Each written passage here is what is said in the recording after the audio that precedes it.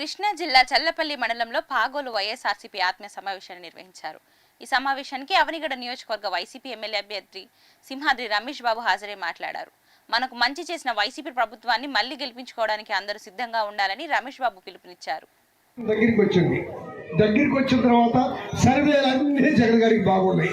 ఏందా మొన్నటిదాకా అట్టా ఉంది, ఇప్పుడు ఇట్టా ఉందంటే మీరు పొరపాటు పడ్డారు తప్ప జనం పొరపాటు పడలా.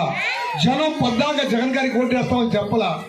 ఇప్పుడు అవసరం వచ్చింది కనుక ఆ పేద ప్రజలే జగన్ గారిని దీవిస్తాం, ఆయన ఓటేస్తాం, ఆయనే మాకు కావాలని చెప్పి బయటకు వచ్చారు.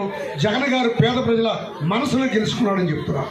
వాదిగా కంటే పేద ప్రజల బాగు కోసం పనిచేస్తున్న వ్యక్తిగా చూసి ఆయనకి ఓటేయండి, ఆయన దీవించండి. మళ్ళా జగన్మోహన్ రెడ్డి గారు అధికారంలోకి వస్తే ఇవాళ మేనిఫెస్టోలో చెప్పినట్టుగా ప్రతి పనిని నెరవేరుస్తాడు.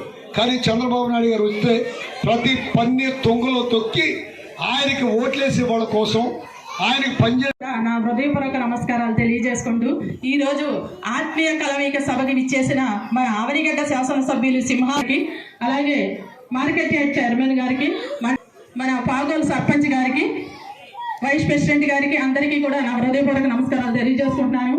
ఈ మన ఎమ్మెల్యే